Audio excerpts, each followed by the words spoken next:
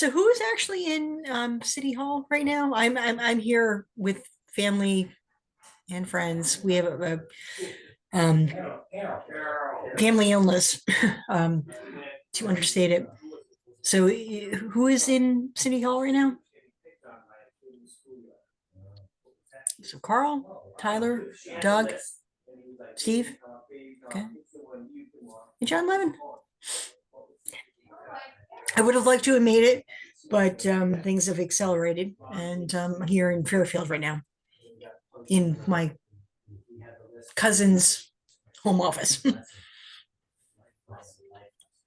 Whoever is ill, we wish them well. Are we ready, Tom? Are we all set? Okay, you ready, James? Okay, I'd like to call to order the Charter Revision Commission for October 16th. This is our first meeting of the group. With us tonight, we have Joe Bennett, Ed Camacho, James Clark, Carl Dickens, Tyler Faber, Doug Hempstead, John Levin, myself, and Tanya Rhodes Small. At this time, I'd like to welcome everyone. Look forward to working together. A few different things here. I think I've worked with just about everyone on this commission at one time or another. And I just want to say that having just come off the previous Charter Revision Commission with some of the members are here, Carl and Tyler and John in the audience every meeting. I'm going to tell you, this is probably, in all my years of working for the city of Norwalk, one of the greatest achievements I think I've been part of. And so I caution everyone on the board here that it's a lot of work.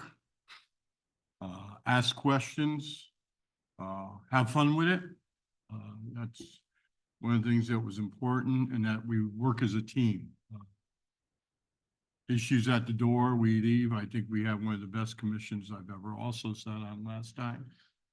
Like I said, I've worked with a lot of you here, so look forward to a rewarding final edition, but getting there is going to be a little tough along the way.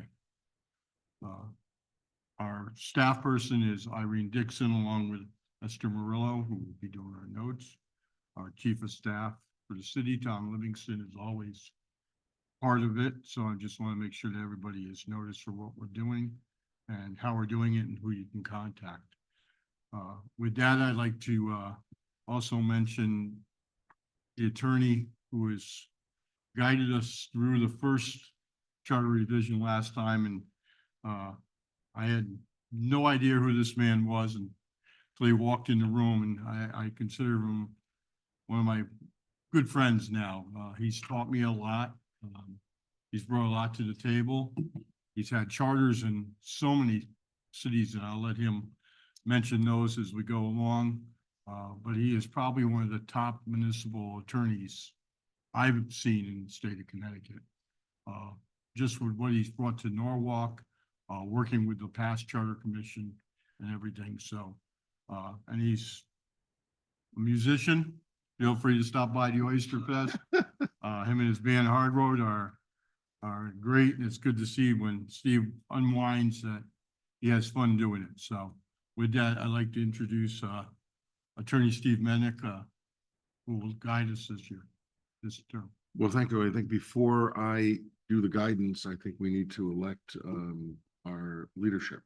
Well, I thought I'd just keep running for a while, Steve. No. That's okay.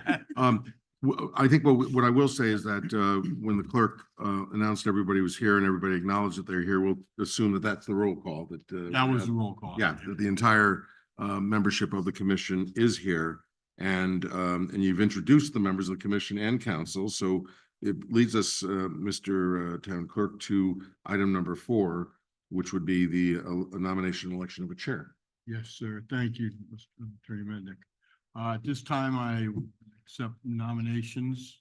So, Chairman. I have a question already. Okay. With that, I have a question relating to the nominations. Well, we first Sure. take nominations and then we'll have discussion. Is Okay. that where we go, Steve? Are you open for nominations now? We'll take nominations first, yes. So we can do. Mr. McQuaid? I'd like to make a nomination. Okay, I just wanted 1 second. I was gonna take the question that John had first, because it said it pertained to the nomination, so Mhm. Mr. Levin? So I'm new to this commission. And I'm wondering what are the duties, responsibilities, and authorities of the chair and vice chair? And that might be useful to know before we begin a nomination or even election process. Okay, Attorney Bennett, can you? Yeah, there's no statutory duties, but if you look at Robert's rules or any procedural handbook, the chair presides over the meetings, and the vice chair backs up the chair in that important function. They will probably be the face of the commission on matters that come up. If there needs to be a consultation. I know that I will be calling the chair. He'll get sick of me by the time this is over. The leadership, the chair and the vice chair usually do a postmortem the day after our meetings to see did we get where we wanted to be? What do we need to do for the next meeting and putting the agenda together? The chair will also work on the agenda. Presumably the chair and the vice chair will be working on that together. And but there's no other form. They don't get an extra vote. They simply preside over the meeting, conduct the sessions, make sure that everybody gets an opportunity to speak, that everybody gets an opportunity to vote. And I think that's pretty much it. Thank you. That's useful. Good job. Hey, any other questions for council before I ask for nominations? Okay, with that, any nominations? Mr. McQuaid? I would like to nominate Tyler, having worked with him during the last commission. And of course, he's familiar obviously with the last one, but he's also was very, very important in us getting things done last time, which led to an 85% approval rating by the electorate. So that's who I would nominate for chair. Thank you, Mr. Dickens. Anyone else want to? I would second that nomination. And Camacho seconds that nomination. Any other nominations? I would like to suggest that we, before nominating people or seconding nominations, voting for people, understand why. You know, who they are, you know, what, you know, really what they stand for. I don't know. Maybe I'm crazy, but Standing for what? you know, why they would like to, why they would be appropriate. All we know is we have names. So why they would be appropriate for being the chair. Sure. Sure, John, man, for those who don't know me, I'd be happy to say a few words, given that I was nominated to chair the commission. So I've been working in municipal government for the last 15 years, doing community and neighborhood planning. I served on the commission the last time around, and you know, more than willing to chair it. I appreciate Carl and Ed putting me forward to do it. I think, you know, as far as knowing what we need to do and moving the meetings forward and helping to get this done in a constructive way, you know, I think I have experience doing that, and I'm more than happy to do it again. Mr. Chair, may I Yes, say something? sure. You know, obviously we're in a direction, the names are so small now. Ms. Bennett, I would just say that we're under the direction of Mr. Mennick, which did a fabulous job. And what I would say about Tyler last time around is what he just said about working in municipal governments. It really takes somebody that understands a lot about municipal governments and what can and cannot be done, or what might or might not work. And Tyler stepped to the fore on that. Patsy did a great job as a chair last time, but Tyler was very important in clarifying a lot of things that came up that those of us who had not served in that capacity before it was made clear. He also did a lot of great work in writing up summations of what we were looking for and updates. That was always very well put together. So that's the reason that I put him forward. Appreciate that, Carl. Most Anybody welcome. else that would like to speak to the nomination? So for, repeat again, is there any other nomination? Is there any other nominations? Is there any other nominations? Okay. All in favor of Tyler as chairman of the Charter Revision Commission, say aye. Aye. Aye. We will do it by hands because we are on Zoom. We get sworn in. Any opposed? Any opposed? No? Ayes have it. Tyler, congratulations, Chairman of the Charter. Thank you very much. So now we need to, do I take over at this point for the vice chair? nomination? Is It's that your Rick, card. you're relieved? Oh, I'm relieved. So we now need to nominate and elect a vice chair. Are there any nominations for vice chair? Mr. Chairman, I'd like to nominate Doug Hempstead as Vice Chairman of the Charter Revision Commission. I believe that I have worked with Doug probably the longest of anybody on, well, probably anybody here. I've served on the council with Doug. I've served on other commissions and boards with Doug. I think he brings a lot of great knowledge of the city and the charter, and will be a great asset working with Tyler to guide us through this next charter revision. So I'm proud to nominate Doug Hempstead. I'd be very proud to second that nomination. Second from Carl. You want to say anything? No, I don't know. Does anybody want to know anything? I'm Doug Hempstead. I'm sorry. I spent 26 years on and off over almost a 30-year period in this chamber, the council member. I've been on a charter revision commission. I've appointed charter revision commissions. I've been on a zoning commissioner. I live and breathe NOAA. And I'm one of those, I think, that they may want to pull their hair out when I'm finished, but I ask a lot of questions because I always want to know why we do things and what happens if we don't do something. So I'm one of those. I hope I bring that experience and an open mind to this. And thank you for your. Do we have any other nominations for vice chair? Any other nominations for vice chair? Last call for nominations for vice chair. Okay, with Doug as the only nomination, all in favor, raise a hand, I guess is the easiest way to do this. Any opposed? See any? Okay, unanimous for Doug as vice chair. Which leads us to item 5 on our agenda. We've turned it over to Attorney Mednick for the introduction and discussion of the process. Thank you, Mr. Chair. I just want to say I've known the chair for a long time.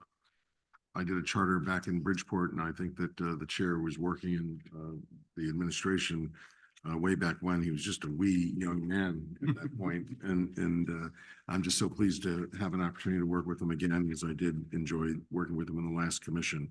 And as your town clerk indicated, he and I become kind of soulmates, brothers in local government matters. And I'm always appreciative of anybody who books my band to play any kind of gig. So Rick is one of my favorite people in municipal government for a lot of good reasons. He's a terrific, outstanding public official. And I'm glad to be working with Carl again, who was on the old commission, the last commission. I've heard great things about Doug. Rick told me some wonderful things about the vice chair. I think I can believe Rick on those, and I look forward to working with the vice chair and the other members of the commission. I know Ed Camacho from his work on the council during the last go around, and I look forward to working with all of you as we move forward on this process. I'm going to go on for a few minutes here, and I don't know whether did Esther send you my PowerPoint? Do you want to run it, or can you run it, or? Okay, so I'm going to go through it. I think PowerPoint sometimes could be distracting, but I will have it in the background. And if everybody wants copies at some point, Esther indicated that she would be able to get them out to everybody. And hopefully there won't be any typos in the document. So I'm going to kind of run through, this is kind of a Home Rule 101. If you go to the first page, we're going to talk about home rule. And one of the things about home rule from my perspective is that it's a misnomer. I have the question, but I'll answer the question. I believe it is a misnomer.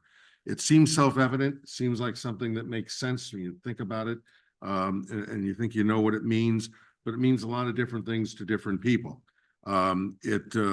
There's some element of local authority involved in home rule. There's some element of local control. And some people may even think there's some element of sovereignty in home rule. And I'll point out very, very clearly that there is no sovereignty at the local level of government. And I believe that the term is ambiguous, and it leads to a lot of misunderstandings.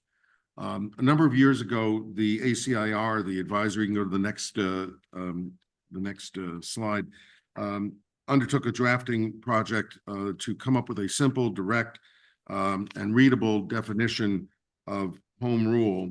And I've tried to do that for them, and we presented to the General Assembly, and the General Assembly decided as a result of that to start a 2-year process of reviewing Title VII.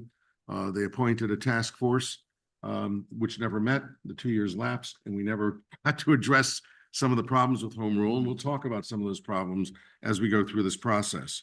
But it's the elements of home rule really start with Dillon's Rule, which is the next slide. It traces its roots in Connecticut. The Connecticut form of home rule traces its roots to a post-Civil War decision in Iowa, I believe, Dillon's Rule.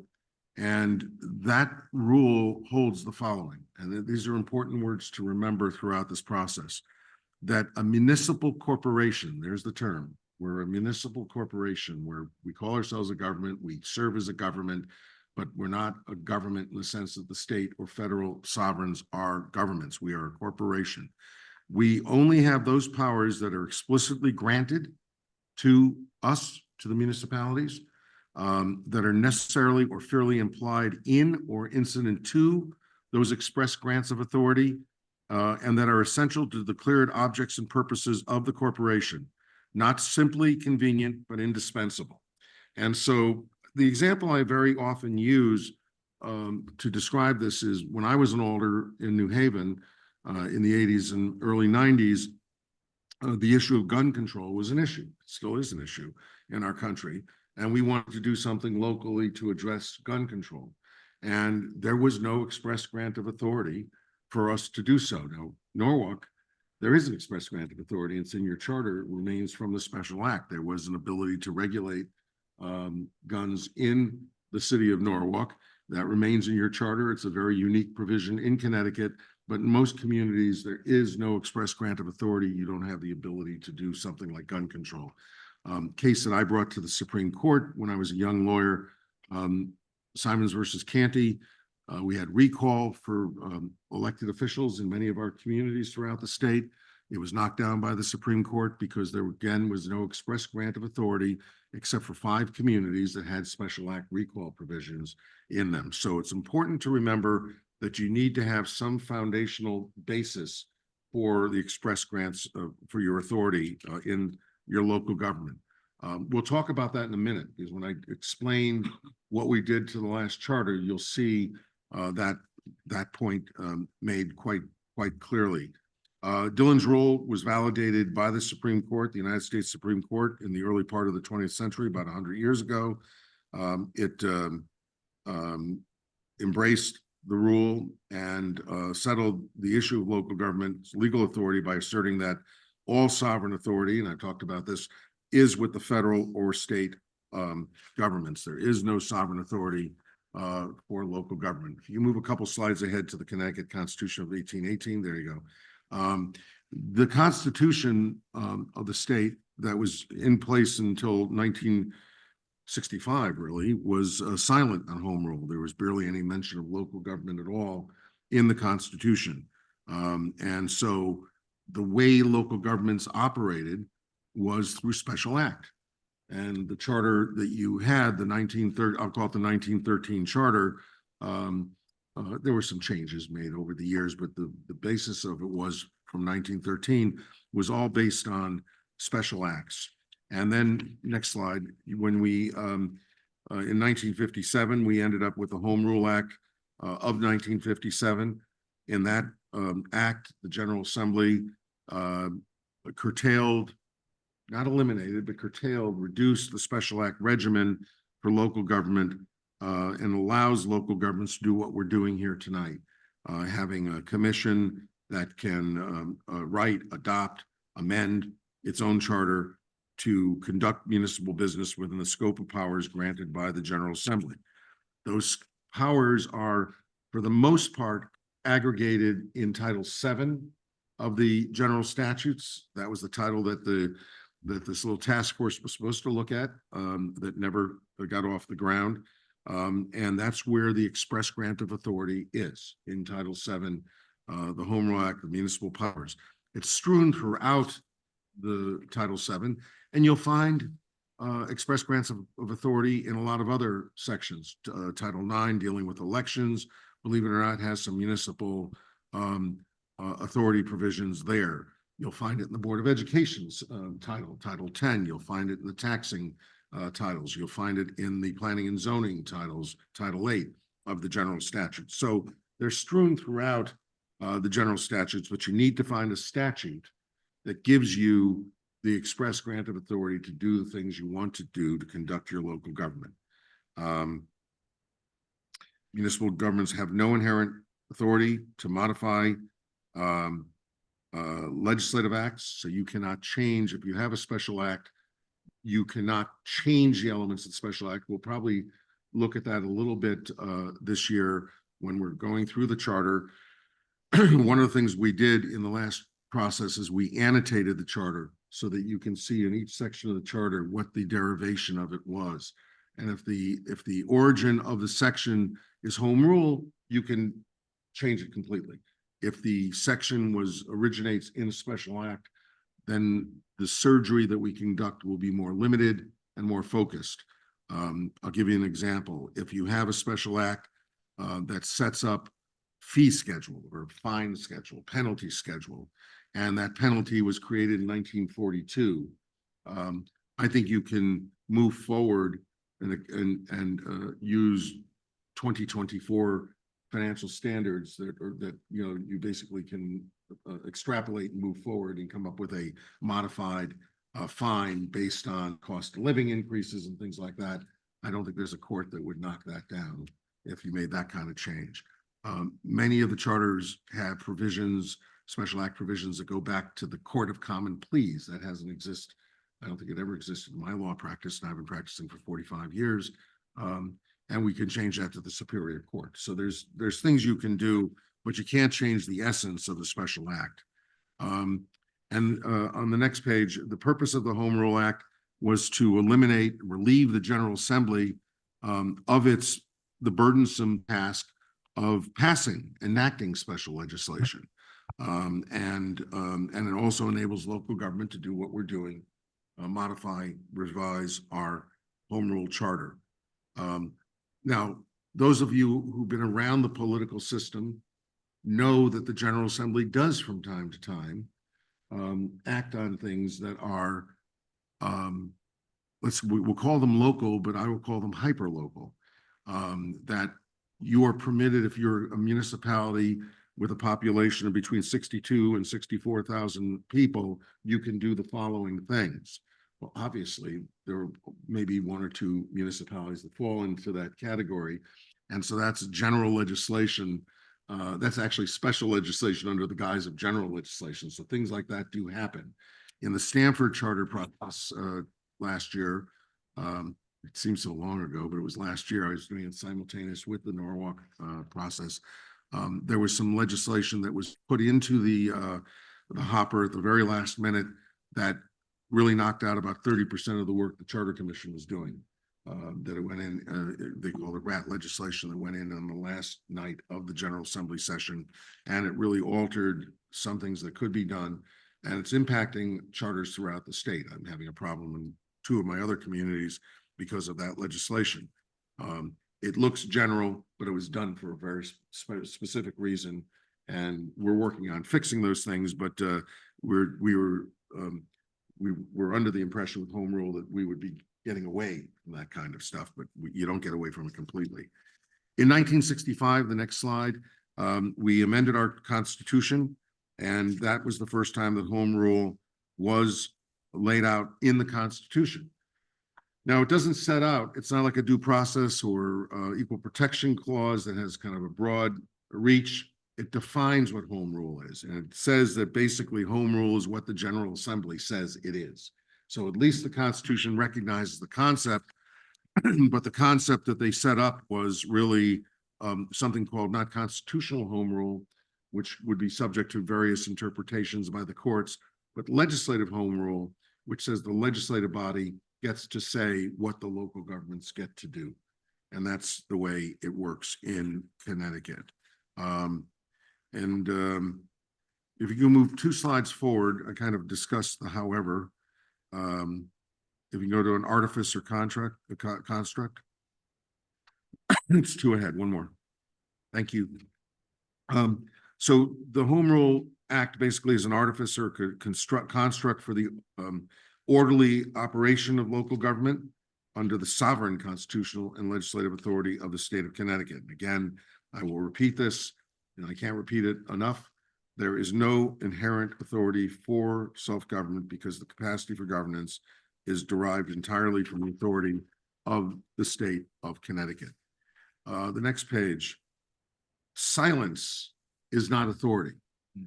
So just because there's nothing in state law doesn't mean you have the authority to do it. You need to have a specific grant of authority. So you don't look for a prohibition against doing something. You look for authority to do something. And so if the legislature is silent, if there's no law for the area that you're looking at, then you really have to, well, you have to assume, then my advice will be that there's no authority to do what it is that you want to do. The last point on this original thing is the next page, please. Creatures of the state. You see this periodically in court cases that municipalities are creatures of the state. It's reinforced when you read the words of Judge Dillon, but in paraphrasing, it sounds as if he was paraphrasing Mary Shelley. You all know who Mary Shelley is. When he said that state legislatures breathe into them, municipalities, the breath of life, without which they cannot exist, and so it creates, so it may destroy. It sounds like the Frankenstein monster, but that is the language that was used in that case that created the concept of home rule in Connecticut. And I'll go through a few concepts pretty quickly. The first are the express grants of authority are the structures of government. You have a mayor council form of government with some alterations. We'll talk about those at some point, and that is perfectly permissible. One of the things, I don't know if I think I discuss it later on, and if I do, we'll just go over it quickly then. The only 2 actual required provisions in a charter are your executive authority and your legislative authority. And Norwalk has the mayor as the chief elected official and has the council as the legislative body. There's other alternatives, other municipalities. I'm working with the town of Salem. They have a board of selectmen with a first selectman in there. Other towns, Hartford, West Hartford has a council manager form of government. Manchester, a lot of the communities around the Hartford area have went through the reform movement in the 1940s and followed the lead of Hartford as the largest city in the state that went to a city manager form of government. I did the charter in 2002 that moved back from city manager to a council manager or council mayor form of government. in Hartford. So that's, when they talk about structure, that's what they're talking about there. The next element are functions. What kind of functions do you have? How does an ordinance get adopted? How does your budget get adopted? Planning and zoning constructs in the state of Connecticut are some of the functional issues that you can address in home rule as well. Then there's fiscal. Again, we talked about that a little bit in terms of structure, but the fiscal authority in many communities, you have the mayor proposes. In some communities, you have a board of finance, you have a board of estimate. In other communities, you have a city council that have fiscal authority. And in Norwalk, it's kind of a split fiscal authority because you have some functions that are clearly legislative and other functions that emanate from the executive and ultimately go through the legislative body. But we'll discuss those as we go through this process. The last element of it is personnel. Now, this is an interesting section because you can have personnel issues addressed in your charter, but you need to understand that there's one other constricting element on local government, and that's called collective bargaining agreements. Collective bargaining agreements under Title VII, again, the Home Rule Act, when you approve a collective bargaining agreement, you can trump elements of your local law. So the examples the example I first learned this at, before I knew anything about it, I was a young lawyer and I was a brand new member of the Board of Aldermen, and the New Haven Charter had a provision, went back to the special act, of garbage collection twice a week. It was in our charter. So it was a God-given, Moses brought it back and it was in the charter, twice a week garbage collection. And all of a sudden, about halfway through the year, I noticed that we were down to one time a week garbage collection in New Haven. And I called the legislative office and said, what's going on here? And they said, oh, remember that collective bargaining agreement you passed? And I said, yeah, the Public Works Agreement. Yes. Well, that agreement reduced garbage collection to once a week. And I said, well, how come no one told us about that? Because what happens is members of the council, people who've served on this council will know this better than anybody else. In the collective bargaining process, the council is like the last place you go to for approval. And you could be negotiating the contract for a year, for 6 months, for 2 years, whatever it may be. When you get to the handshake stage where the union and the mayor come to an agreement, because the mayor is the representative of the community, the mayor has 14 days to get the CBA to the council. The council then only has 30 days. So if a mayor gets it over quickly, the council may have up to 42, 43, 44 days. But if the mayor waits to the end of the 14-day timeframe, the council only gets 30 days. And so very often I found in my career as a member of the Board of Aldermen in New Haven that we just never had time to really study what was in there. And I have to tell you, I knew nothing about the once a week garbage collection that we approved. And number two, I did not know at that time, and we were not told at that time, and I was not a home rule expert at that time.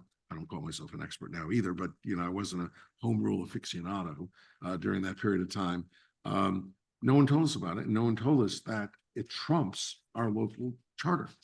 And so that's a very important thing. I always tell council members to be aware of. The problem and the limiting problem for members of councils is if you reject the collective bargaining agreement, it goes to arbitration. So you have very little power at the end of the process. And I use that as an illustration of the frustration, because you are passing something that has the effect of law. I've also seen it in some of my communities where we had a police shooting in one of my communities, and we had very clear provisions relating to discipline of police officers. And as these matters were coming to a head, I was going through the charter and I was reading the charter, and then I read the collective bargaining agreement. Well, the charter provisions on discipline were totally supplanted by the collective bargaining agreement. And we had to get up in there was a group of 400 irate citizens pointing to the charter. And we had to point out to them that this law existed and it does impact it. So it's very important to understand that. So I don't think we're going to have to face that a lot here. I think we looked at it a little bit in the last charter process, but I have reverse engineered provisions to have the charter comply with the current collective bargaining agreement, so that members of the public can see, can rely on their public documents to reflect the reality of the situation. And what I have said is, if we're doing the reverse engineering, you need to make sure the mayor doesn't do anything to undermine that, so that when you go into collective bargaining, if you like the procedure you have, you need to say to the mayor, we don't want to change the disciplinary proceeding. Please do not do that. So it's a real conundrum that you have to deal with when you ultimately have to deal with that issue. We can move forward to a blueprint for governance. Two down. One, yeah, there we are. Keep going. Again. One more. There we go. So basically, and I talked about this a minute ago, this is a blueprint for governance. Only 2 mandatory requirements: legislative body and chief executive. Next page. And so the goals of a charter revision really are 3. There could be more, obviously. One is clarity. I believe it's absolutely critical, and we'll talk about it in a few minutes to show you what you did here in Norwalk, to have a document that the public can navigate, and just as importantly, the public officials who actually have to rule on these items should be able to navigate and understand. And that's what we tried to create last year when we made the efforts a year ago. They should be flexible. You want to the extent you can, trend things down to the code of ordinances. You want your charter to act more like a constitution that kind of establishes broad parameters, the rules of conduct, the rules of engagement, and leave the day-to-day governance to ordinances and the budget process.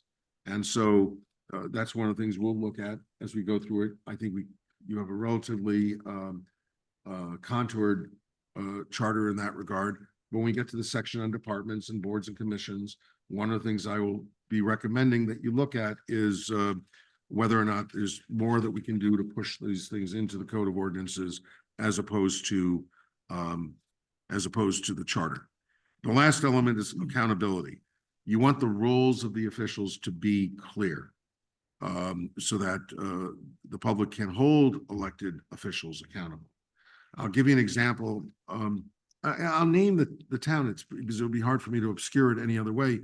In Stamford, there's a budget process that involves 3 different groups of elected officials. You have the mayor, who proposes a budget.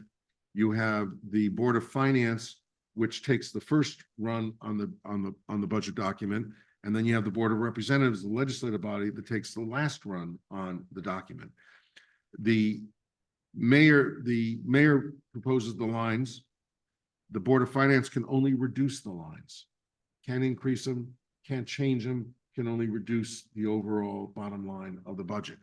The Board of Reps can only further reduce it and cannot increase it at all.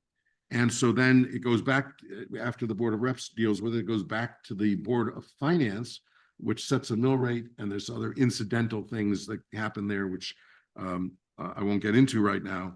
But who's accountable for that budget? The mayor has no veto authority. The mayor has no capacity to protest if it goes down too low. And members of the council of the Board of Finance and the Board of Reps have no ability to change any of the lines in the budget. And so there's a real question about where is their accountability. It's not an issue that tried to address in the last charter there. There were plenty of other controversial issues, and while you had an 86% pass, that charter lost 53 to 47 to deal with other accountability measures. And so you want to have a government where the mayor has clear responsibilities, the council has clear responsibilities. If you have a board of finance or a board of estimate, they have clear responsibilities, so everybody understands who has done what in the process, and they can be held accountable in the end. Next slide, please. One of the things I talk about, and I really think we tackled this in the last charter, is you want to avoid the culture of disregard or paralysis. And what I mean by that, as we go through the charter, there may be things we missed in the last go around. You don't want to have any ambiguities. You don't want to have a situation where the mayor has to go to a corporation council. And I've seen this, I don't have enough experience in Norwalk to know whether that's ever happened here, but I've seen it in other communities.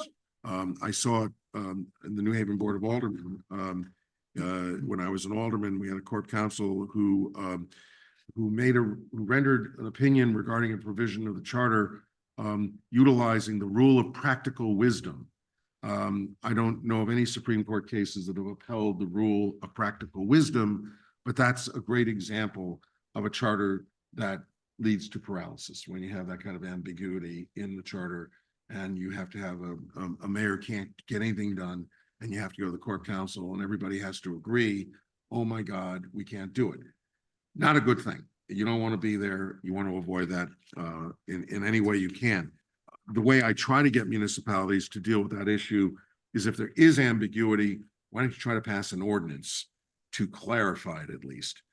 So at least it's a law that you're adopting that's an interpretation of what you think is in your charter. The best way to deal with it is when you have a charter revision, fix it. And I think that for the most part, you'll find that those things were fixed. We go to the next slide. So I'm calling it the 1913 charter, because it's easier. This is what your charter used to look like.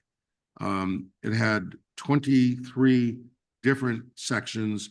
I think I remember having a conversation with the mayor, and I think he told me there were 6 or 7 different places in the charter he needed to look to figure out what his job was. And that's just not acceptable. The mayor, you should be able to look at the section on the mayor to know what his or her principal responsibilities are. You should be able to look to the section on the council to see what interactions, so the mayor will be in there, what interactions there are, veto authority, overrides, and those kinds of things. And there will be things in the budget that, you know, and then there's things in the departments. The mayor gets to appoint these people. The mayor gets to appoint boards and commission members. So it then limits that authority is laid out in the mayor's chapter. It's then repeated somewhere else. But when you look at the mayor's section, you should be able to figure out what the job is for the mayor. And a brand new mayor who's never done it before should be able to do the same.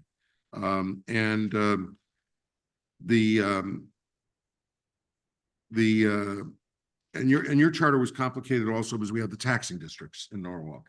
And I don't think we'll discuss much more about the taxing districts because they have their own charter revision process, thankfully, and they'll have to deal with that separate.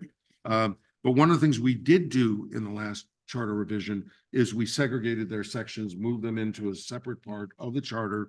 So it's still part of the charter, but it's just a part that deals with the taxing districts. And so it's no longer integrated in. In fact, I think your old charter started with 197 pages of taxing districts. And I always wondered what that was all about. Then you finally got to your charter sections. And so so we fixed that up quite a bit.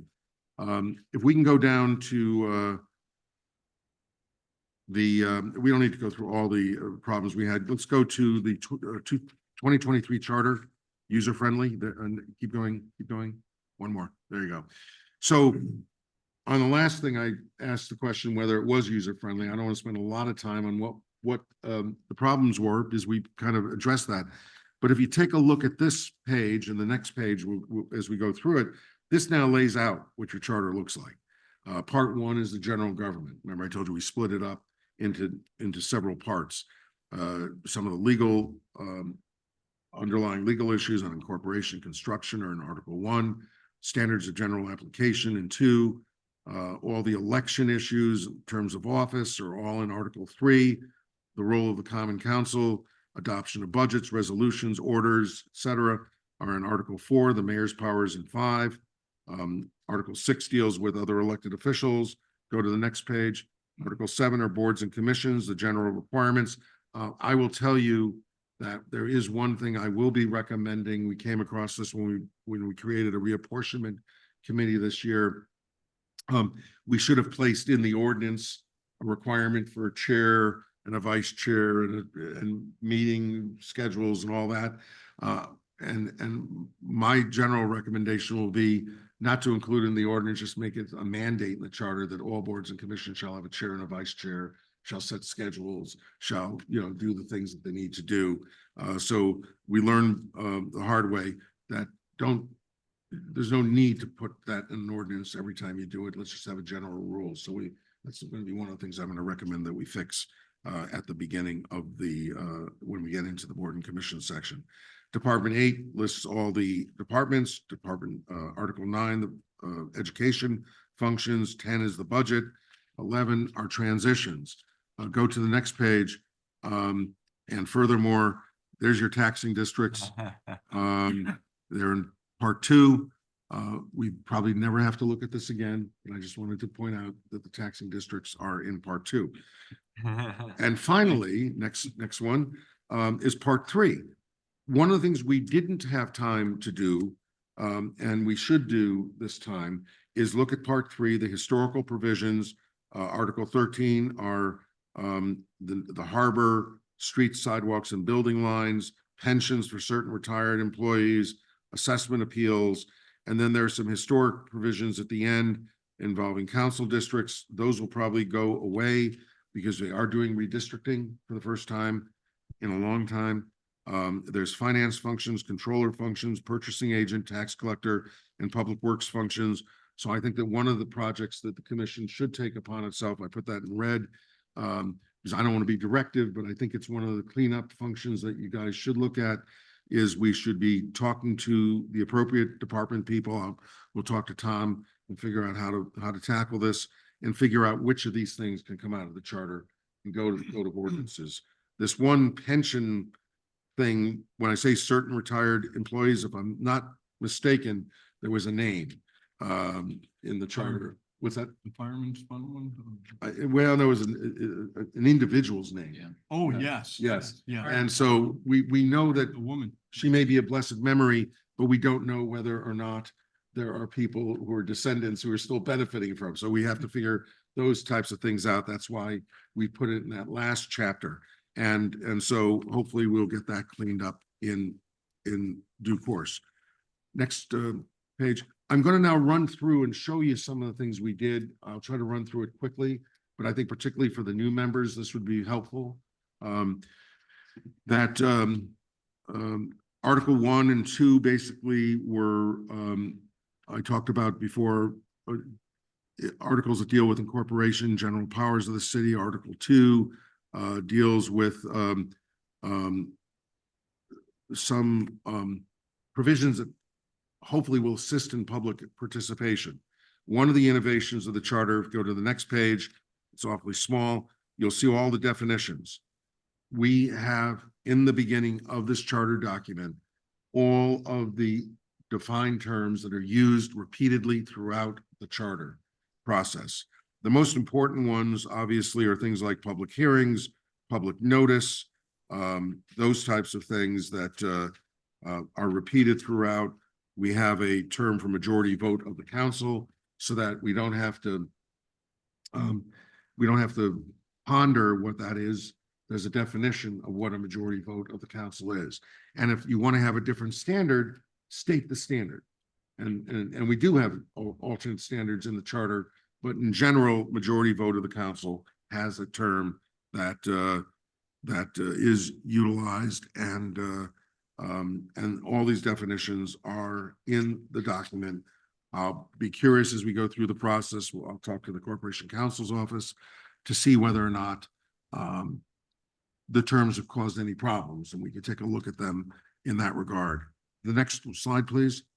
We also put provisions in here that were designed to deal with the enhancement of civic engagement and have these provisions in the charter: standards of conduct, rules of order and civility, affirmation of an open meeting process, public records policy process, all mandated by the state. So they're not things we can ignore, but they are things that should be very clear in a charter to the members of the public. We put a cooperation clause in there to make sure that everybody who serves in government knows that you have a job to cooperate. A new mayor should get the cooperation of the outgoing mayor. People in the government the council should get the cooperation of department heads and vice versa. Everybody needs to try to work together. And we had some statements on diversity on boards and commissions. Next page, we also modified the term of office to commence in January, I believe. Yes. And to have an extra month of transition, which for a city this size makes a lot of sense. I trying to remember what it was. It was less than a month. It was about a month that you had under the old charter. 2 weeks. 2 weeks. 2 weeks. There's some communities that have 1 week. There's some communities that have 24 hours. And I'm dealing with a small town now, which shall remain nameless. Somebody said to me, well, we're a long way from what was the major transition point for our town. And I said, what was that? We used to move the desk of the first selectman from the old selectman's house to the new first selectman. And that was the transition of authority in that particular town. And Norwalk is a good sized city. It's a very a substantial corporation. And so I think that the general feeling was that it made a great deal of sense to have the commencement of the term at the beginning of the year. Next chart is the procedural issues. Oh, yes. One of the things we did do is we acknowledge the necessity of compliance with district reapportionment for the council and Board of Ed. They're going through that process right now. We also have provisions that deal with the temporary absence or disability of the mayor, including succession of the council president as acting mayor. Article 4, and I didn't list everything here, but this is the Common Council. This section, there was real radical alteration of this section. Did I put the exact number here? There was a huge number of provisions in the section that were special act council authority. And I went through them in some detail. I consulted with the Corporation Counsel's Office. We all kind of went through it in some detail and found that for the most part, everything that was in the special act is covered by the Municipal Powers Act. And so this charter, it was streamlined to eliminate pages and pages and pages of authority that you just don't need because everybody has it now. I did refer to the authority on firearms. That is in the charter. I don't know what your plans would be to use that, but I know the NRA would probably sue depending on what you did. But you are the one community in the state that has that authority that was left in there because the Municipal Powers Act does not include that authority for most municipalities. Article 5, the next section, no real changes in the power of the mayor. We did not address balance of power between the mayor and the council. We did include reference to a chief of staff or equivalent position in the charter. We thought it was important. The commission, I believe, felt it was important that we acknowledge that the era where a mayor can do everything without having top level senior staff is way behind us. And so hence the reference to chief of staff. But again, no substantive changes in the power of the offices and the balance of authority between the mayor and the council. Article 6 just lists all the other elected officials are placed in one place here: town clerk, registrars, constables, and sheriffs.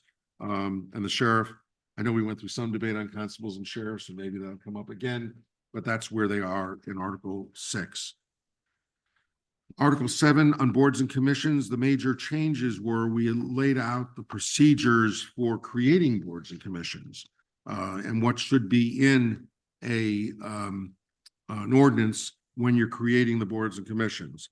And so as we go through this process again, I imagine you'll be looking and other people will be asking you to look at what's left in those sections? And do we want to continue to have the boards and commissions that are set forth in the charter laid out the way they are, or do we go in a different direction? Article 7 also addresses conducting of open meetings to achieve optimal public accessibility. And I believe that it has references to modern technologies. When the charter was adopted in 1913, or even with more recent reforms, the technologies that exist today that we're utilizing at this meeting, and that were utilized by the last commission, except for a few public meetings, live meetings in person. This charter does recognize that there are technological changes that will be utilized now and in the years to come. On department heads, go down two slides, please. Slides. I am so old. Calling them slides. Go to the department head one, I think. There you go.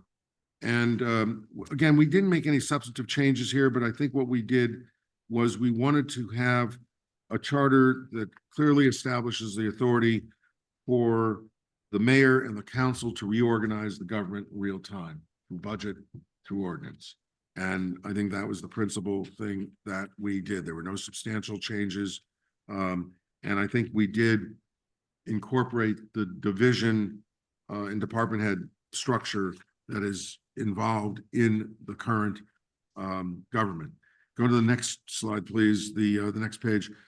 The intent, and I think this is really important, is stated right in the charter. And I think that was an important thing to do, is to allow for the mayor and the council to organize the government to achieve a balance of efficiency and service to the people, and to have a delineation of department categories for the purpose of mandating, quote, services to be provided and functions to be served. And so the concept here was the concept of having a functional charter, a charter that lays out the functions clearly. I'm sorry. If we could No. do a quick timeout, I think a bunch of us got booted from the Zoom, so. Okay. Yeah. I went to And the now Met you- game. And I know it wasn't me. I was trying to get to the Met game. It didn't What work. did I do? What did I do? Was that What it? did I add? All right. Me too. Where do we order the drinks, guys?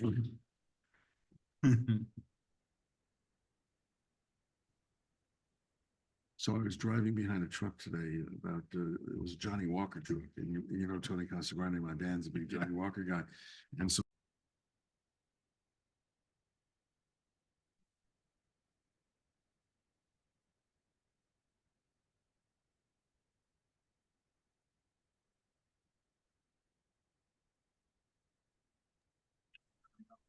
everybody online with us now? So we're back. Everybody there?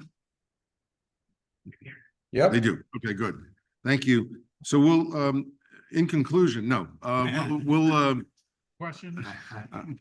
we're going to discuss the intent. And I talked about the intent was basically to allow for as much restructuring in real time as you can do. And we'll, as we go through that, you will see what that means. Article 8 was appointment and confirmation.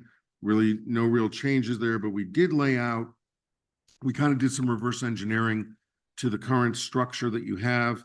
But again, it does allow for enormous flexibility. Article 9, there were really no changes to the Board of the Education section of the charter. It does recognize the unique statutory protections and prerogatives afforded to Board of Education with respect to its budgetary appropriation authority, but also recognizes the limitations of that authority, that it's not as broad as sometimes argued.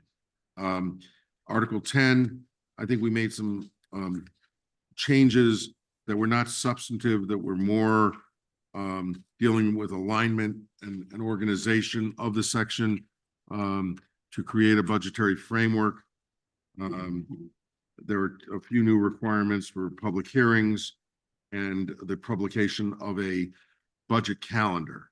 And that is that. Article 7. Well, that's wrong. That's not there. So let's go on. So that's kind of the broad things that we did in the last charter, probably much more detail, but I wanted to give you a sense of what it was. You move forward to scope of the enterprise. There you go. So here we are.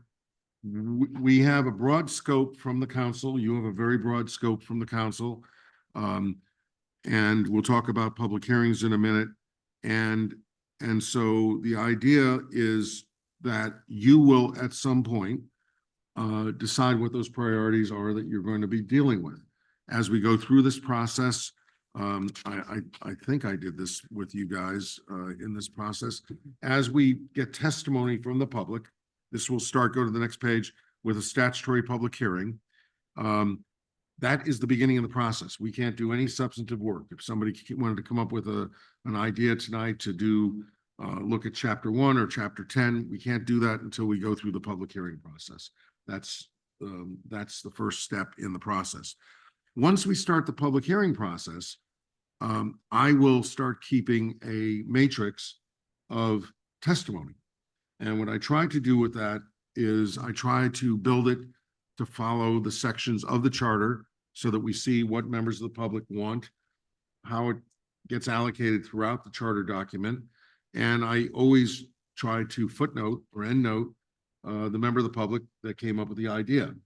We will then follow up that meeting, presumably with a meeting with the mayor, council members, other local officials who want to participate. The matrix will get further amended with the recommendations that the mayor comes up with, other council members come up with as well.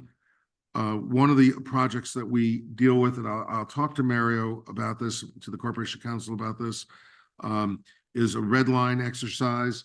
I don't think we really did that last time because the whole thing needed to be redlined. What I want to talk to Mario about is the experience of his office with the document for the last year.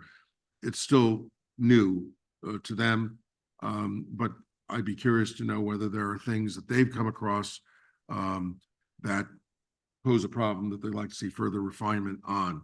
So we may not have the typical red line session. Usually a Corp Council has 10 years of buildup. I got to fix this thing. We're not quite there, but because it's a new charter, Mario and his staff may have their thoughts on that. And that's what the red line process is. So once you're done with those steps, that's when you'll start sitting down with the matrix. You'll see what the people want, what the leaders want, what the priorities look like, how they're allocated throughout the document.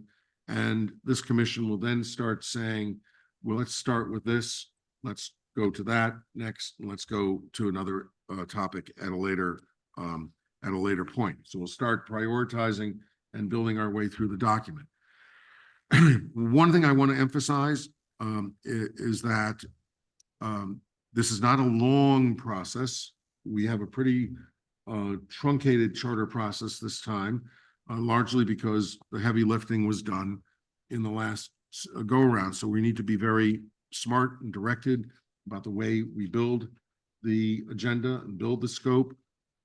And we're also going to be dealing with issues that are more politically challenging than the ones we dealt with last year, because we're going to be looking at some of the other issues that have come up. The council had a series of pre-charter meetings on budget, on the role of the legislative body, the role of the mayor, and I'm sure some of those issues will be issues that we will try to deal with. Next page. It's critical that we try to understand the functions of government, whether you want to have a micromanagement document or a constitution. We really did try to move this more toward a constitutional document. There are still some details in it. Some of those details are inevitable, but I think we kind of made that move last year. I ask you, as you go through this, particularly the new members and the old members will have a better critical eye than they did the first time around, to look at it and see what we can do to further streamline the document, if we think that makes sense. It's a tricky assignment, as I've said, going to the next page. There's no inherent powers, no implied powers. We need to be conscious of what the Constitution says, how the general statutes deal with it, collective bargaining agreements. whether there are things in the charter, and we have at least 3 former council members that are on this body. Am I correct on that? Yeah. And Yeah. so you guys will have a sense of what is appropriate for an ordinance. What do you think would be a provision of the charter that might be better served in the code of ordinances? And I don't know why I put MIRA down there, because MIRA is the collective bargaining agreement, so it's kind of redundant. Next page. So now we'll talk about the process. I'll walk through it real quickly. Some things have already been done. You've been created, you've been appointed.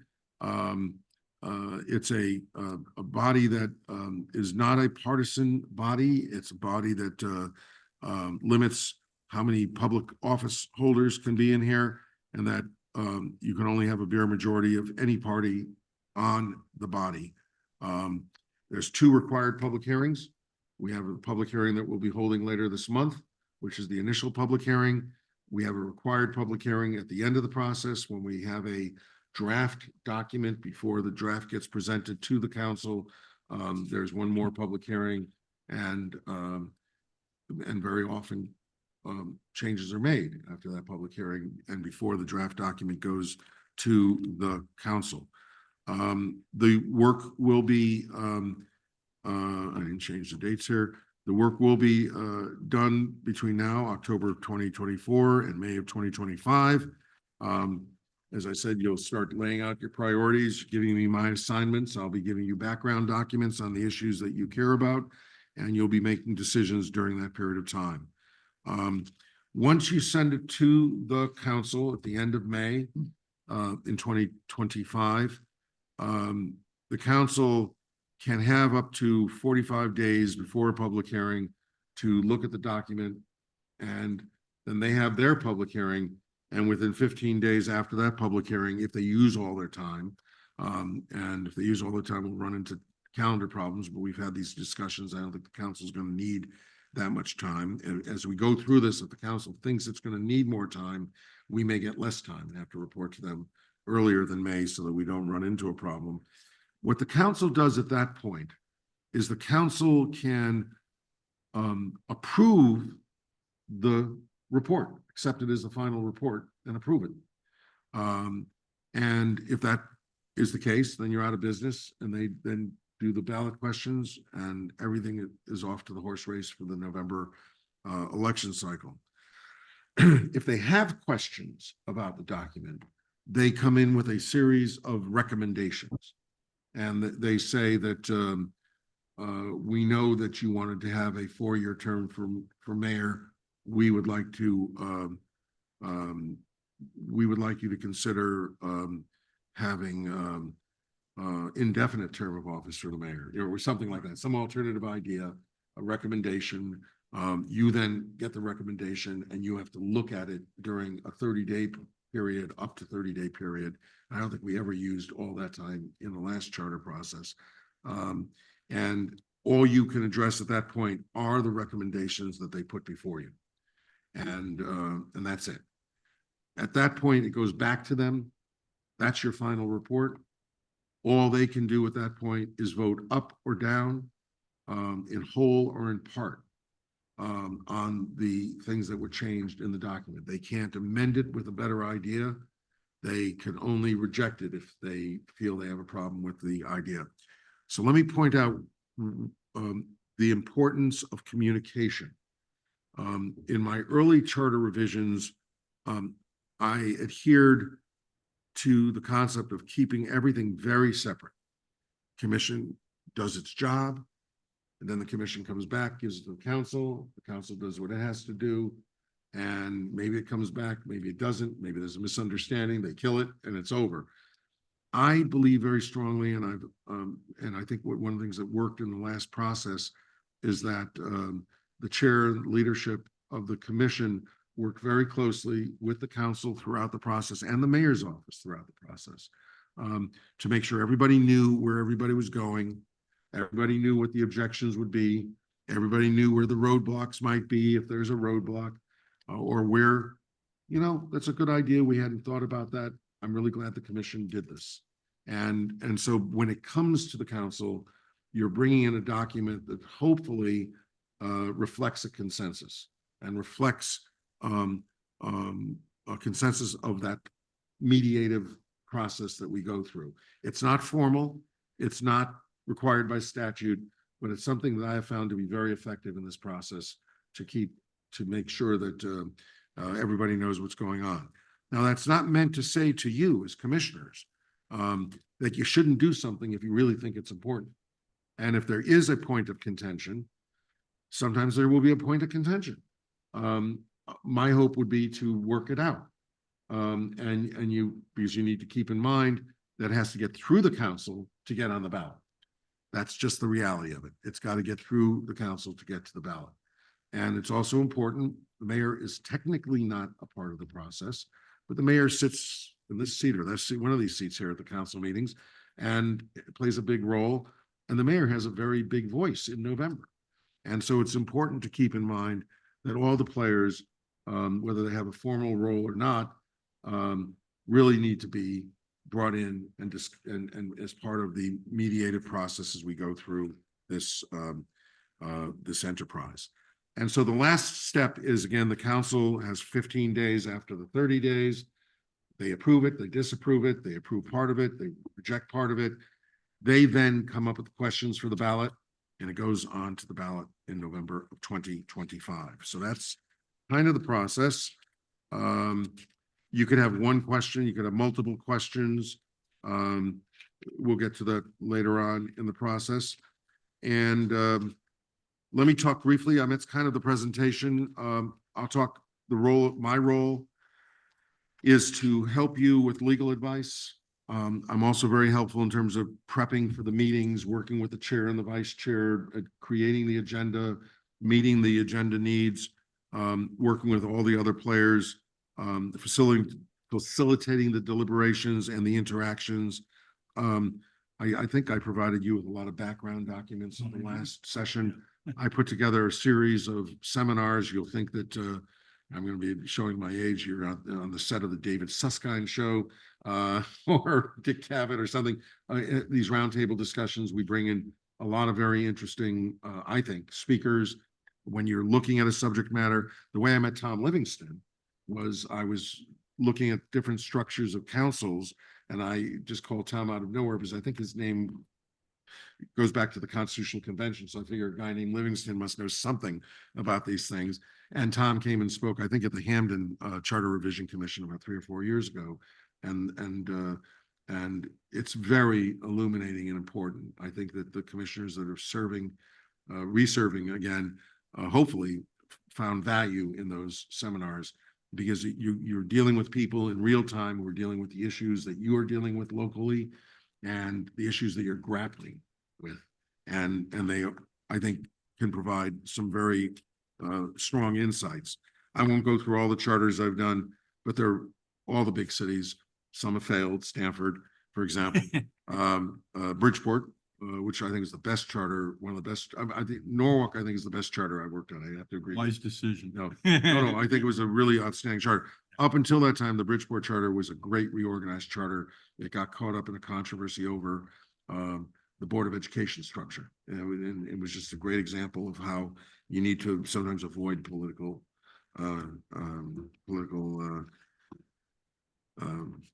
weaponry in a charter process. But most of the charters have been successful, and I look forward to working on this process to deal with some of the issues. I don't think it's in my background. Some of the issues that we dealt with last year that we did not deal with last year. So it's my pleasure. I'll be happy to answer any questions, Mr. Chair and members of the commission. You also cover the part to finish this up a little FOIA, what we need to hear through under the Freedom of Information Act. What kind of conversations we can have? We can't have groups, not groups, without public participation. Well, I mean, all of your work needs to be done in public so that you have, and if you have a quorum at any given time, you need to be careful about what you're doing. But you're pretty free if you want to go out into the community to publicize that the commission is out there and to hear from members of the public and encourage them to come before the body, there's really no restriction on what you do. I think what you need to be careful about is to start, and you can come back with information. I was at the Rotary Club and 5 people brought up this issue, but that's not technically formally part of your record. You want to then invite those people in to come and put it on the record if they really want to address an issue. So, but you need to avoid offline discussions. We need to be careful on emails in terms of not conducting business. I use emails strictly to provide you with information. When I see, and this is also true in the private sector, with board of directors meetings, when I see debates going on in the emails, I'll usually say to the chair, you get these guys to stop debating and tell them to hold off until the next meeting. So you want to make sure that you have your debates in public and that you gather your information in public. And I'm assuming it's just no different legislative body that everything that we write on an email is subject to. Absolutely. For it, absolutely, yeah. Okay. And I don't remember whether the town gave you emails last time. No. You did not. No. So we'll talk about that, but you need to be very careful about that. Been there, done Yeah. Been there, done that myself, so. that. I'm just trying to make sure everybody understands. Yeah. Are there any questions from the home viewing members? John, did you have a question? I've got a shitload of questions. Okay. But, you know, they were just invited from the home viewers. you know. No, I didn't see you. So, I'm confused, by some of the terms that you, used. Do business, is it, may members of the committee meet, separately from, public meetings and discuss charter revision? Is that considered doing business or not doing business? If you don't have a quorum, there's probably no issue there, but you need to be careful about conducting discussions of that nature. I think the members of legislative bodies call up their colleagues and say, hey, I'm going to be presenting this ordinance or resolution. I'd like your support. And they'll say, well, if you do this, I'll support you. Those kinds of things can occur, but you need to be careful about any deliberations that look like you're actually doing the business of the commission. You said we can, I'm sorry, let me interrupt. No, go ahead. And the clarity on that, you said we can meet as a forum? No, you cannot. No, you cannot, okay. I Not. thought- Short of. You cannot. And If there's no two of such you are thing as having a- a dialogue, Right, that's not really covered by FOIA. and there's no such thing as a caucus either, correct? There's no caucus. Just- So what I'm hearing now is there is no prohibition, for members of the commission to discuss charter revision with each other outside of this forum, outside of the public. As long as you don't have a quorum. Right. Right. As As long long as as it's the five five of of them. us sit somewhere Yeah. talking about it. Okay. You know, there's the chance encounter rule. And I was on the Board of Aldermen. We were having a whole bunch of issues and we weren't even comfortable in our caucus. So a group of us created the Beer and Pizza Caucus. And it was a 30-member body and we had 19 members of the Beer and Pizza Caucus, and the Freedom of Information Commission shut us down. So, If we want to get, specific information, and have specific questions, and I've got a bunch of questions, should we send? How do we? what's the I would procedure? run things through the chair. Okay, And then the chair, and you can CC me on it, but if you're trying to come to council, let the chair make some of those decisions about how we utilize council services. Yeah. And the billable time, and not to put that burden on the leadership, the chair and the vice chair, but I would send it to the chair and the vice chair. And then they can say, hey, we might be able to get, Tom might be able to answer that question. We don't need to go That's to what we did Steve last with time. that. Yeah, so I would do it that way. no, understood. Well, I mentioned Tommy's in the audience. I should ask, what's the billing rate, for this application, just so that I'll be so careful. Well, it's a public number. I think it's $260 an hour, if I'm not mistaken. Yeah. Whatever it is, it's on my, it's about that. I think Yeah, I think it's $260 an hour. Okay. I think it's in Article 40 of the charter. No. Yeah, the Mednick provision. Article 4. So I have a bunch of like detailed specific questions, like, how may we access the special acts that apply to Norwalk? And things like that. And maybe this isn't the right time. We can talk about that at some point, yeah. That would be, But what you can do is when you look at the charter, you'll see what the special act numbers are. And you can go online to the state library and find most of the special acts. Okay. God bless you. How many special acts related to municipal rulemaking were introduced in the most recent legislative session? Oh, probably no special acts, None. very few. I mean, Okay. I'd have to look, but no, to my knowledge, none for Norwalk. I mean, No, special I'm act- asking statewide. I don't know the answer. Okay. I don't know the answer. you can go to It's- my office, I have actually. Yeah, it's a pretty limited number of Discussing special acts. Okay. Yeah, still in the box. Yeah, as I told you, the way a lot of municipalities deal with their special needs is to create general legislation for specific places. If you know what I'm saying, you'll never see that we want to change the zoning system for the city of Norwalk. You'll see that we want to change, permit a municipality. What's your population in Norwalk? 80? 91. It was 90. Or Over 90. municipality with over 90,000, but less than 100,000 people Mhm. can now do these things. Well, that's a Norwalk piece of special legislation that's not special. But that's the way people do special Yeah, legislation. that actually works with grant funds that way too, and how they've broken out. Okay. More detailed questions for later. All right. Was there a question? Did Jim Clark have a question? I thought, I just wanted to say thanks, Steve. It was very informative, and I look forward to working with all of you. That's it. Any other questions for Steve from the commission members? I have one request. We adopt Mason's rules as the rules that we need to abide by. That's what we do anyway, right? Mason's manual. I asked that. Do you use question, Mason's, Danny? We need, We use Mason's, we Mason's don't have any manual. Mason rules. of Yeah. How to conduct ourselves. yeah, That's okay. I'll make a motion. is that- Mason's what you use locally? Yes. Yeah, that's the one. We have I make a motion that we abide by Mason's rules. a second. I second that. I'll second. Go with Carl as a second. All in favor? Aye. Base rules. Any opposed? No.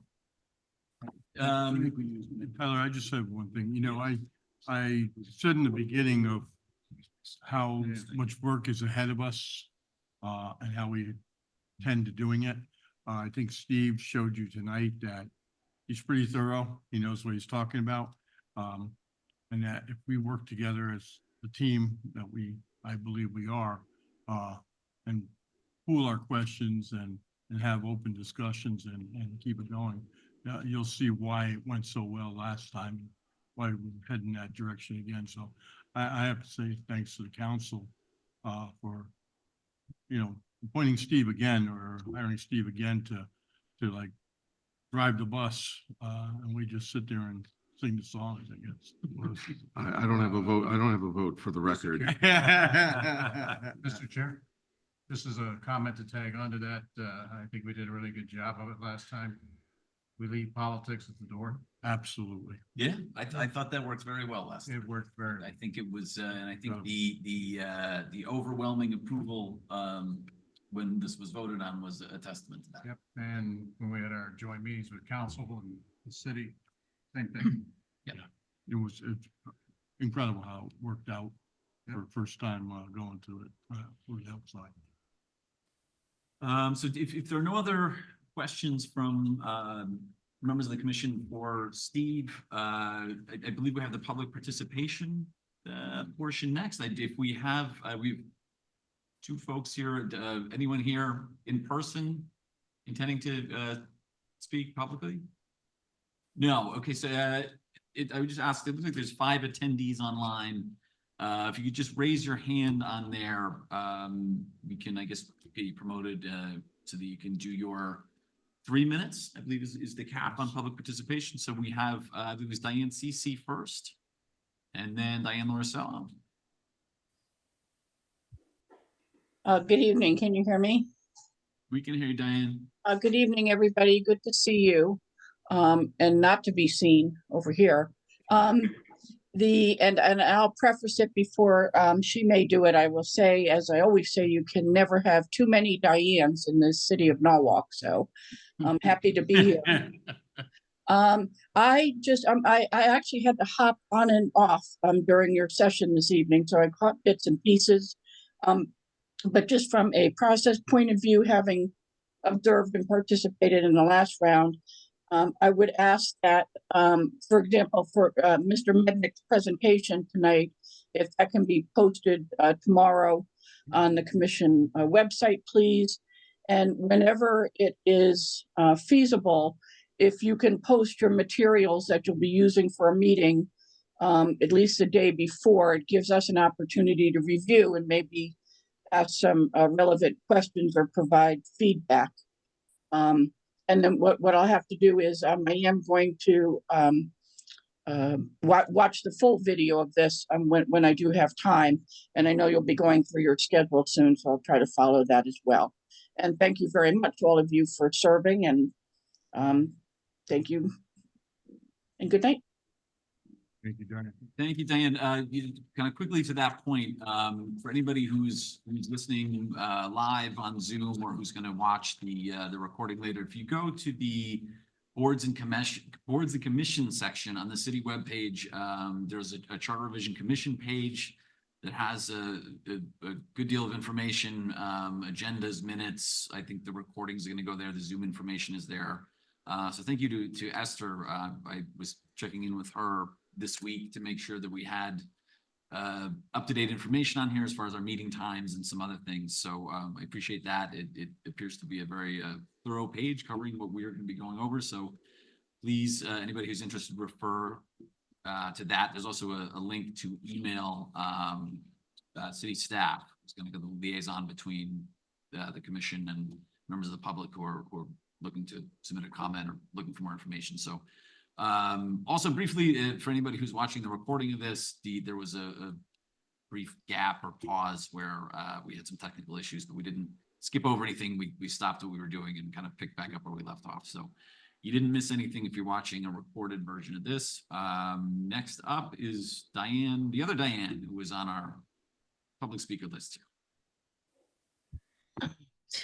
Good evening, Chairman Fairbairn and Vice Chairman Hempstead and the whole commission. Thank you all for serving. I wanted to save some of my time. I will just say I agree with everything that Miss Diane Ceci said, and maybe one day some of you will agree that there can never be too many of us in the mix. Anyway, for tonight, because time is of the essence, and I know many of you are deep thinkers, I would like you to begin to ponder items that were skipped over last time because they're a little controversial, but they are important. So I just wanted to plant some seeds, and I will be following through and following up with examples when it's my time to speak, and be sending letters to Steve Mednick and others and the chair. I would like you to consider as commissioners in the charter is to expand the Common Council to at least to about 21 people or some other amount, because I believe in all the years I have been following, and often the only one at the Common Council virtual meetings, and even when they were in person, and that is, I believe the council members, when they have 3 or 4 assigned committees, there is no way, especially if they're working full time with a family, that they can do their due diligence. And in theory, if there were more Common Council members, that there would be fewer assignments, and hopefully there would be a chance to do more independent review and not just listen to staff, because that has been a problem and it still is. Also, I ask, in light of diversity, that you consider in the charter, because while all of you fine folks have been true blue to Norwalk over the years, this is not just for you, it is for future elected and appointed officials. Be that, I believe, for diversity's sake, that at least 50% of all boards, commissions, agencies reflect the last census in the number of females to males. That has not been the case. Look at Board of Estimate, look at Harbor Commission. There's one token female or none on some of them. And I think the time has come that the women are represented well, at least 50%. I'd like it in the charter, but I doubt that it's going 30 to. seconds. Yes. I also ask that the public hearing, public participation portion be annotated in the charter, that all commissions, boards, and council committees must, not may, but must have public participation portions. Right now, it is in the annals of conduct for the General Common Council. Thank you, Ms. Lord Taylor. Your time is up. Thank you, Diane. You are more than welcome to submit some further comments if you like. You can use the contact on the Charter Commission page, and we look forward to hearing more from you throughout the process. Last call for public participation. We don't have anybody else in person.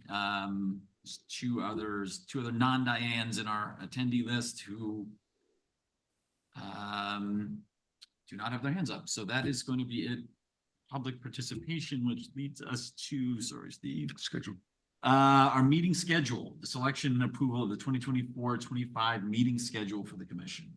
I believe we have, the intention was to meet every other Tuesday opposite the council schedule, with a slight change. I believe the first public hearing is not, no, it is a Tuesday. It is 29th would be our, the first of our public hearings. And then, Steve, did we have a schedule set up, or we had just the first few Yeah. dates? Yeah. So the dates that I have here are the public hearing is the next meeting on the 29th. And we don't have a meeting until the 19th. And I was going to suggest that we try to find a non-Tuesday night, because that's a long gap. But let's see, we could talk about that at the public hearing. So the meeting after that would be the 19th. Then there would be a meeting on the 3rd of December. Wow. And the 17th of December.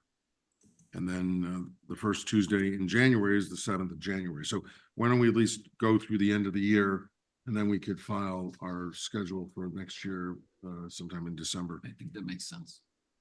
So we have October 29th. And then the next one is the 10/29 is public participation, Public hearing, public hearing rather.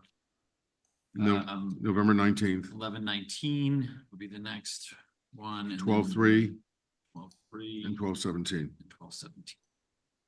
So those will be the November 19th, December 3rd, and December 17th will be the regular meetings of the commission. October 29th, the public hearing. And can I point out, Mr. Chair, that the notice for the public hearing has a preference that if time is available, they were going to see if the mayor and others could participate that night. And what I said when they were setting it up was, if you anticipate there will be a robust public session, that we expect a lot of people at the public hearing, rather than have the mayor and all those people wait all night to testify, you could probably do them at the next meeting. But so I don't know if you have any sense, or anybody here in the commission has any feel for what kind of public participation there might be at the public hearing. They were relatively lightly attended last time. I don't know that we have any reason to believe there will be an outpouring of comment at these, but It's Halloween week. It could be anything. I think if we helps. kind of operate on last year's participation, it will be a manageable amount. Just wanted to raise it. That's all. Speaking of public participation, will there be any kind of organized or pointed effort to actually advertise or spread awareness of the public participation meetings, and who handles that? If there is any. I think that it should be on the website, and I think I'm pretty sure, John, what we did last time was we asked, for any of the members of the commission. I think many of us are also involved in other things outside of this commission. I think we'd ask members to share that. I shared it with District C, DTC people, and we asked some people around the RDC DTC to do the same. So we, to the extent that we can spread the word, I mean, it's, you know, anybody who's watching, you know, we want to have as many people as possible involved, but we need a little help getting the word out, so. I would just say there's all kinds of activities that happen in Norwalk. Take the Alzheimer's Walk, you know, which is, I think, October 26th or something like that, 27th. You know, it's hard to go a block in Norwalk without seeing the street sign for the Norwalk Alzheimer's Walk. I mean, there are ways to reach outside of our own individual context. There are many, many ways to reach out to the public and let people be aware. And Yeah, I think we also had some things in the paper or on the Nancy site last time around trying to get. Who does that? Well, I was just gonna say that, I didn't mean to interrupt, that Michelle Woods has done an awesome job getting the word out Yeah. about early voting and things. Maybe that's something we can do through her office of getting the word out. She has really done a good job on the election, get the word out. So I think she could be helpful to us or guide us in what we need to do. Okay, yeah, that's a good idea. Doug? All right, so I'd like to make a motion, so it's official, that we have meetings for 2024. Well, because we don't have, there's no backup in the, in the handout tonight.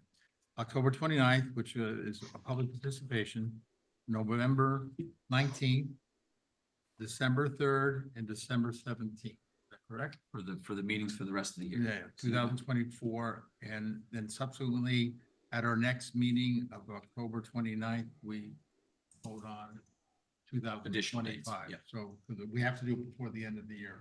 It's required. Runs on a calendar year. This council has to vote on states. It's an FY. Is there a second to Doug's motion? Masons, you don't need a second. Okay.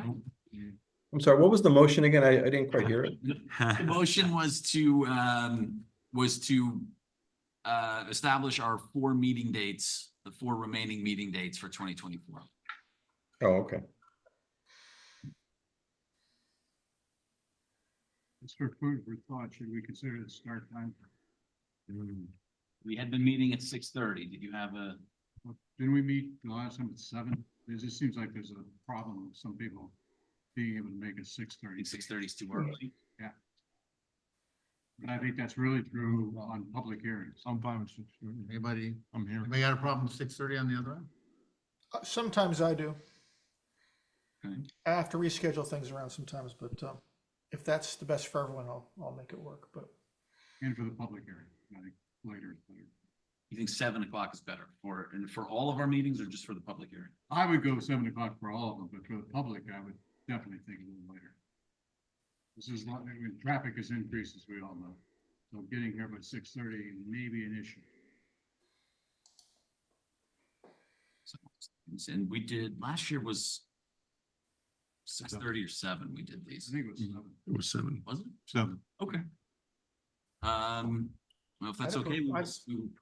any other thoughts? Otherwise, we will plan to have those 4 meetings, including the public hearing at 7 o'clock. Perfect. I mean, I prefer 6:30 just because you don't want to be on these things until 9 o'clock at night. I mean, do we? No, I agree. My main concern is the public meetings. I just think it's difficult for, you know, those who want to come in person. It's a little difficult to get here by 6:30. Should we, as a compromise, would you like to do 7 o'clock for the public hearing and 6:30 for our regular that's meeting fine. date? That's fine. Sure, I think that's that'd fine. be good. I do tend to agree with Ed a bit that, you know, we wrap these up at a reasonable hour. Especially when the Mets are playing. Especially when the Tyler. Thank Mets, you. They started 20 minutes ago for the record. Oh, I know. I'm walking. No. Okay, so we will plan for the October 29th public hearing at 7 PM. The other 3 meetings will be at 6:30. Okay, Uh, look out for vote that on- email communication. Pardon? You'll look out for that email communication. We have a vote on the meeting times. No, the dates, we didn't vote on. Oh, I thought we did vote on the dates. We did? Yes, we did. You made them. I know I made it. I never remember voting. He made a motion, but we did not vote. Okay, I'll never second. mind. Okay. There was a motion. I'm not losing it, yeah. Motion, no vote. Second's not needed, but we do need to vote. We do need to vote. All in favor of the 4 meeting dates, 10/29 at 7 PM, 11/19 at 6:30, 12/3 at 6:30, and 12/17 at 6:30. All in favor, say aye. Aye. Any opposed to that schedule? Okay. Oh, I'm sorry. You did, no, I didn't. Further discussion. Further discussion and questions from the members of the commission. I just have one, it's not a question, but it's a request. Might we have the PowerPoint sent to us via email? If Absolutely. that's- We'll have Esther do it tomorrow. Absolutely. And we're gonna get it posted Thank you. online as well for anybody who's Okay, interested. great. Great, thank you. Any other comments, questions from the members of the commission? No. Okay, that's Motion to adjourn? motion to adjourn. Motion to adjourn. Carl? And we do not need a second? Do not need a second. That's- Based- Not that's under a these- All in fire favor? second. under these Now rules. it's It's rules. like All in Mason. favor? No, I like Mason. All in favor of adjourning for the Mason's- evening? Aye. Aye. Any opposed? None. Thank you all so much. Thank you, Steve. Nice And job. look forward to seeing everybody on the 29th.